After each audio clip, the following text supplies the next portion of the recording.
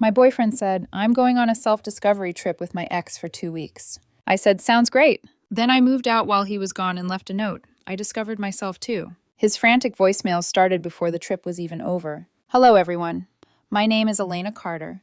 I'm 31 years old, and I've always been the kind of woman who believes a relationship should make sense when you look at it directly. Comfort can be dangerous that way. It makes things feel stable simply because no one has challenged them yet. It smooths over silence, turns routine into proof, and convinces you that what has lasted must also be solid. For almost 3 years, Caleb and I had something that looked steady from the outside. We lived together. We split responsibilities. We had habits that made daily life easy. Grocery lists on the fridge, Sunday laundry, quiet dinners after work when we were both too tired to say much, but it still felt like enough. There was no chaos, no obvious instability, nothing dramatic for people to point at and call a warning sign. And maybe that was the problem. When nothing interrupts the pattern, you start believing the pattern means more than it does. Looking back, I understand something I didn't fully see then. Consistency doesn't always mean devotion. Sometimes it just means neither person has forced the truth to the surface yet. The conversation happened on an ordinary evening. That detail matters because betrayal is easier to process when it arrives looking like betrayal. Loud, cruel, obvious. This didn't. It arrived casually. Caleb wasn't angry. He wasn't cold. He didn't seem nervous or guilty. He came into the kitchen while I was rinsing a coffee mug, leaned against the counter like he was mentioning weekend weather, and told me he was going on a self-discovery trip. At first, the phrase itself didn't sound unusual. People take trips. People need space. People step away from routine. I'm not the kind of woman who hears that and immediately assumes the worst. Then he added the part that changed everything. He said he was going with his ex-girlfriend. I remember turning off the faucet because the sound of running water suddenly felt too loud. I looked at him and waited for the correction. There wasn't one. No awkward laugh. No, I know how that sounds. No effort to soften it.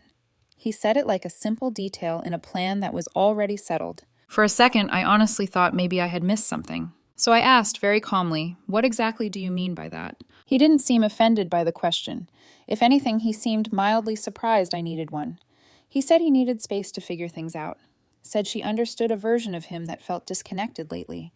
Said this trip would help him get perspective. That word landed harder than the rest, because it told me he had already framed this in a way that made him feel thoughtful instead of selfish. I stood there with the mug still in my hand and realized I wasn't confused at all. His explanation didn't complicate anything. It simplified it. This wasn't about travel. It was about the fact that when uncertainty entered our relationship, he chose to walk toward another woman instead of dealing with it with me. Not a therapist. Not time alone. Her. And the most revealing part wasn't even the choice itself. It was the way he delivered it, as information, not discussion. He wasn't asking how I felt. He was informing me of a decision that had already moved past my input. I asked when he was leaving. Tomorrow morning, he said. That was the moment the rest of it locked into place. Tickets had already been booked. Arrangements had already been made. This wasn't a man wrestling with confusion in real time. This was a man standing on an exit ramp he had built in advance. Still, I didn't raise my voice. I didn't ask if he was serious. I didn't ask whether he expected me to stay here while he traveled with a woman he used to love and came back with some polished explanation about growth. Once someone presents disrespect as reasonable, arguing usually doesn't restore respect. It only tells them you're still willing to negotiate your dignity. So I gave him the only answer that made sense. Sounds great. That was all. No sarcasm, no tears, no visible unraveling to reassure him he still had the power to wreck me in real time. Just those 2 words, delivered as evenly as his announcement had been. For the first time since the conversation started, something flickered in his expression. He had expected resistance. Maybe not a screaming fight, but something. Questions, hurt, protest, some sign that I was still trying to hold the relationship in place. My calm took that away from him. He straightened a little and asked, "You're okay with it?" That question almost made me smile. Not because it was funny, because it revealed how badly he needed my reaction to confirm his version of events. If I got emotional, then maybe this was complicated, personal, messy. But if I stayed calm, then what he was doing looked exactly like what it was. "No," I said quietly. "I understand it." That made him pause. He looked at me a little longer after that, like he was trying to decide whether there was something under my tone he had missed. But some people only know how to measure damage when it arrives loudly. If it comes in silence, they mistake it for surrender. The rest of the evening passed with a strange normalcy that felt stranger than a fight would have. He checked his phone, packed a few things, asked whether I wanted takeout. At one point, he even reminded me not to forget watering the plant by the window while he was gone. I remember looking at him then and feeling something inside me go still. Not shattered, not hysterical, still. Because by that point, I could already feel the truth separating itself from the story he was telling. He thought this was a temporary detour inside an intact relationship, something he could do without the structure of our life changing around him. He thought he could step outside and come back to the same door. That night, I barely slept. Not because I was heartbroken in a dramatic sense, but because my mind had stopped arguing with what I already knew. Every time I closed my eyes, I kept seeing the ease in his face when he said her name. Not longing, exactly. Something worse, assumption. Around 3 in the morning, I sat on the edge of the bed and looked around the room we had shared for nearly 3 years. His jacket over the chair, my book on the nightstand, his charger tangled beside mine. Small domestic evidence of a life people would call established. And all I could think was this: a relationship does not end only when someone leaves. Sometimes it ends when they reveal what they believe you should tolerate. By the time morning came, I wasn't waiting for him to change his mind. I was waiting for this door to close. He left early the next morning, not with hesitation or a last-minute change of heart, just a quick goodbye, a light kiss on my cheek that felt more like habit than intention, and a casual, "I'll text you when I land." Like he was going on a normal trip.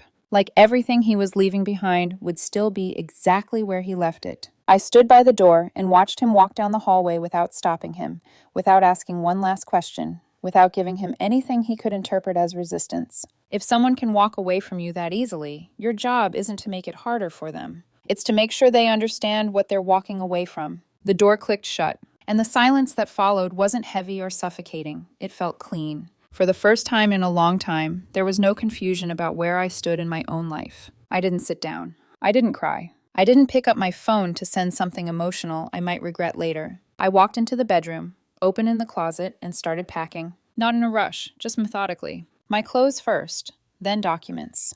Personal items. Things that were undeniably mine, not blurred into ours, not attached to a version of life that had just revealed itself to be conditional. Every time I folded something and placed it into a box, it felt less like I was leaving and more like I was separating truth from illusion. There was no anger driving me. That was the strangest part. No urge to throw his things, no need to make a scene, no dramatic final act. Once something becomes obvious, emotion stops leading. Action does. Around mid-morning, I paused and looked around the apartment. It still looked the same. The couch we picked together, the kitchen we organized down to labeled containers, the framed photo on the shelf from a weekend trip that had felt, at the time, like proof we were building something real. From the outside, nothing had changed. Inside me, everything had. I picked up my phone and called the landlord. I kept my voice calm and professional, explained that I would be moving out and wanted to handle everything cleanly. No oversharing, no emotional backstory, just facts. There's a kind of power in handling things quietly. It doesn't invite interference. It doesn't create space for someone to talk you out of what you already know. He asked a few logistical questions. I answered them. We worked out the details. It was simple, almost too simple. By early afternoon, most of my things were packed. By late afternoon, the apartment started to look different. Not empty, not yet, but stripped of anything that belonged specifically to me. Like a version of our life with one side erased. I took a short break and sat on the edge of the couch. For a moment, I let myself feel it. Not the loss of him. The loss of what I thought we were. That quiet belief that we were building something mutual. Something stable. Something that didn't require me to question whether I was the person he chose when it actually mattered. I closed my eyes for a second, then stood up again. Because staying in that feeling too long would only pull me backward. By evening, I was done. Boxes sealed, bags packed, everything I needed already separated from everything I no longer had any reason to stay connected to. The apartment felt unfamiliar now. Not because it had changed, because I had. Before I left, I walked through each room one last time. The kitchen, the bedroom, the small hallway where we used to leave our shoes in a careless pile. Every space held a version of us that no longer existed in the same way. I didn't linger. I didn't touch anything that wasn't mine. I just took it in. Then I went to the counter, grabbed a pen, and pulled out a small piece of paper. I didn't overthink it. Didn't write a paragraph explaining myself. Didn't justify my decision. Didn't list everything he had done wrong. Because explanations are for people who still think they owe more honesty than they were given. So I wrote one sentence. I discovered myself too. I looked at it for a second, then placed it on the table right where I knew his eyes would land the moment he walked in. Not hidden, not theatrical, just there. I picked up my last bag, walked to the door, and paused for a fraction of a second. Not because I was unsure, because I was recognizing the moment for what it was. This wasn't me leaving in reaction to him. This was me stepping out of something that had already ended the moment he chose to walk away and call it growth. I opened the door, stepped out, and closed it behind me without looking back. A few hours later, my phone buzzed. Then again. Voicemails. After another. I didn't listen right away. I already knew what they were. Confusion first, then questions, then something else. I set my phone down on the table in my new place and let it buzz again. For the first time since the conversation in the kitchen, there was nothing left I needed to explain. When I finally pressed play, his voice sounded normal. That was the first thing that stood out. "Hey, where are you?" he said, a faint crease of confusion in his tone. "Some of your stuff is gone. Did you step out or something?" There was no urgency, no panic, just mild irritation, like something in his routine had been misplaced, and he expected it to be corrected quickly. That tone told me more than anything else could have. He hadn't understood yet. A second voicemail came in before I even had time to decide what to do next. "Elena, I saw the note. What does that even mean? Call me back." There it was, the first crack. Not panic yet, but tension. The beginning of something shifting out of his control. By the third voicemail, the change was complete. His voice wasn't loud. He wasn't yelling, but the calm was gone, replaced by something carefully held together. "Are you serious right now?" he said. "You just left? Over a trip? Elena, that's not...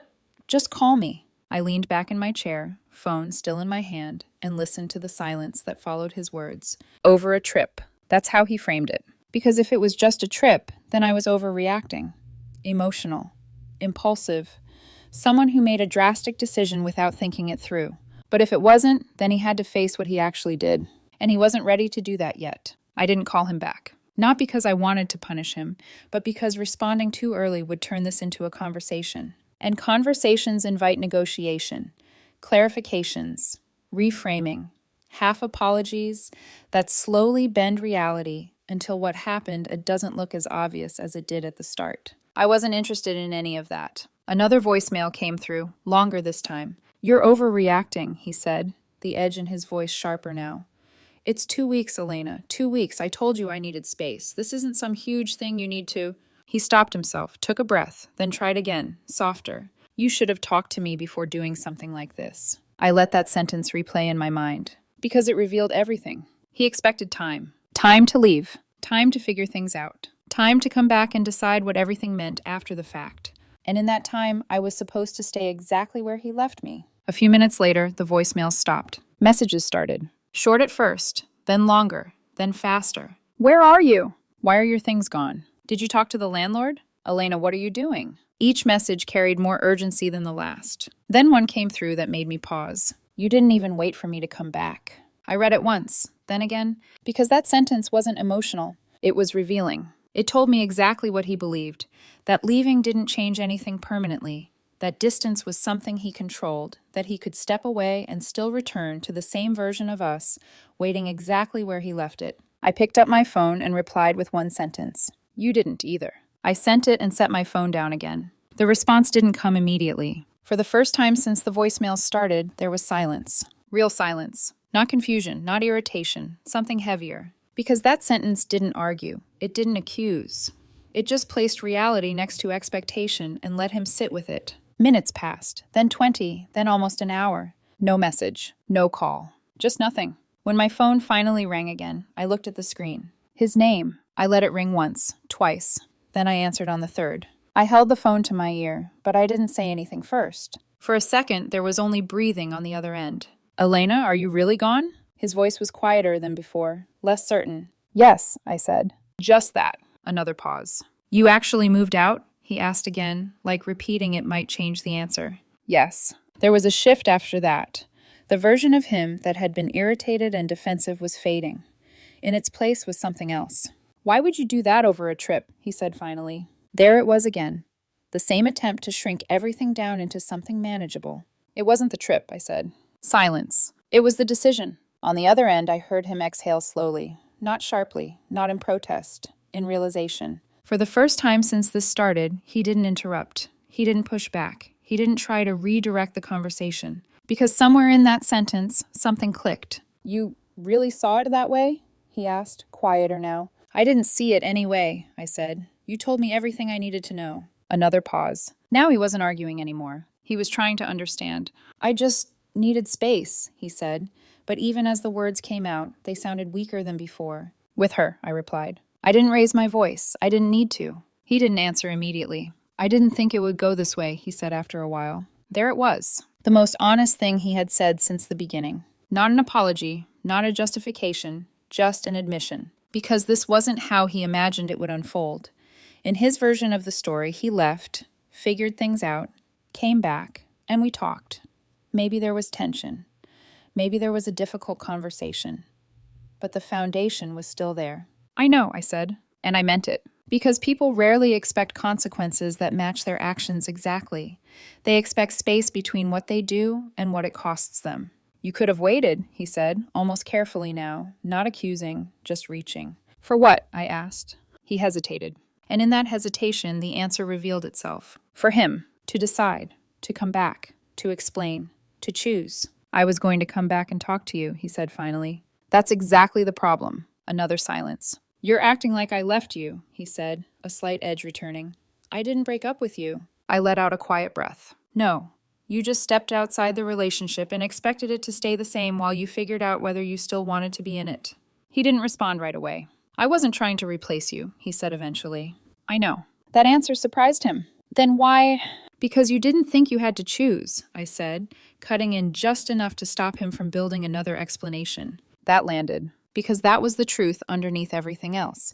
Not that he didn't care, not that he was trying to hurt me on purpose, but that he believed he could keep one part of his life stable while exploring another. "You're making it sound worse than it was," he said quietly, but there was no conviction behind it anymore. "I'm not making it anything," I said. "I'm just not pretending it was something else." That was the moment the conversation changed. He stopped trying to reframe it, stopped trying to shrink it, stopped trying to convince me to see it differently, and instead he went quiet. Completely quiet. "I didn't think I was going to lose you over this," he said finally. There was no defense left in that sentence. Just truth. For a second, I felt something shift inside me. Not doubt, not regret, just the weight of finality. Because this was the version of him I had always respected, the one who could be honest when everything else fell away. But it came too late. Not in timing. In understanding. "You didn't lose me over this," I said softly. Another pause. "Then what did I lose you over?" I looked out the window, my reflection steady in the glass. "The moment you thought I would still be here while you figured out if I was enough." That was it. No anger, no raised voice, no extra speech. Just the truth, placed exactly where it belonged. He didn't respond. And this time, the silence between us didn't feel like something waiting to be filled. It felt finished. 1 month later, everything feels different. Not louder, just lighter. I wake up in a space that doesn't carry questions anymore. No replaying tone, words, or meaning, trying to figure out what something really meant. Now things mean exactly what they are. I didn't hear from Caleb after that last call. Not immediately. No dramatic apologies. No sudden declarations. No attempt to rush back and fix something that had already shifted beyond repair. Just distance. At first, I wondered if that meant he was still on the trip. But a few weeks later, I heard otherwise. Not from him, from someone we both knew. He cut the trip short, came back earlier than planned. That detail stayed with me longer than I expected. Not because it changed anything, but because of what it revealed. Whatever he thought he was going to find on that trip, he didn't. Or maybe what he found was the absence of something he assumed would still be waiting for him when he got back. I didn't ask for details. Didn't need to know where he went, what they did, or how those days unfolded. None of that mattered anymore. The outcome had already been decided before the trip even began. I heard he went back to the apartment, that he stood there for a while, that he noticed the things that were missing, not just physically, but structurally. There's a difference between someone not being there and someone no longer belonging there. And I think that's the moment it settled in for him. Not when I moved out. Not when I left the note. But when he came back expecting continuity and found a conclusion. For me, the shift wasn't dramatic. It happened quietly, in small ways. The first time I went through an entire day without thinking about what he was doing. The first time I made a decision without subconsciously considering how it would affect us. The first time I realized I wasn't waiting. Not for a message, not for an explanation, not for closure, because closure had already happened. It just didn't look like what people expect. It didn't come from a final conversation where everything was explained and understood. It came from recognizing that the person you were waiting for had already shown you where you stood, and deciding that was enough. There were still moments, of course, when I thought about the version of us that existed before that conversation in the kitchen. The routines, the familiarity, the ease. Not because I missed him in a way that made me question my decision, but because I understood how easily something can feel real until it's tested. And when it is, you don't discover something new. You reveal what was already there. I don't think Caleb saw himself as someone who would lose a relationship like this, not over something he framed as temporary, not over something he believed he could come back from. But that's the thing about assumptions. They only feel solid until reality proves otherwise. I never reached out, not once, because there was nothing left to ask, nothing left to clarify, and nothing left to wait for. People think endings are loud, that they come with final words, slammed doors, or one last conversation where everything is explained and neatly closed. But that's not how this ended. It ended the moment I realized I wasn't part of the decision he was making. Everything after that was just reality catching up. A few weeks after I heard he came back early, he finally reached out. One message. Not long. I've been thinking a lot. Can we talk? I looked at it for a while. Not because I didn't know what to say. Because I already did. And I knew that whatever conversation he wanted now wouldn't change the one we already had. People don't suddenly understand something they refuse to see when it mattered. They just learn how to explain it better after it's too late. I didn't reply. Not out of anger, not out of pride, but because responding would mean reopening something that had already reached its natural end. And I wasn't interested in revisiting a conclusion just because it became inconvenient for him. There's a difference between forgiveness and participation, and I no longer needed to participate. I think that's the part people misunderstand the most. They think strength looks like confrontation, like saying everything you've been holding in, like making sure the other person fully understands what they did to you. But real strength is quieter than that. It's recognizing when understanding is no longer your responsibility and walking away without needing to be heard. If I'm being honest, I don't hate him. I don't even think he was trying to hurt me. He just believed something that turned out to be wrong. He believed he could step away from a relationship, explore something unresolved, and still return to the same place unchanged. He believed time would wait for him, that I would wait for him, that what we had was stable enough to survive his uncertainty without consequence. Maybe in some relationships that's true, but not in one where respect is part of the foundation. Because respect doesn't ask you to stay while someone else decides if you're enough. It doesn't ask you to pause your life so someone else can explore theirs. And it doesn't come back later, hoping everything will still be there when it's convenient. The truth is simple. When someone says they need space to figure things out, what they often mean is that they want time without consequence. And sometimes the most important thing you can do is refuse to give it to them. Because self-respect doesn't come from waiting. It comes from recognizing when the answer is already in front of you. And choosing yourself before they have the chance to choose differently. That's what I did. Not because it was easy, because it was true.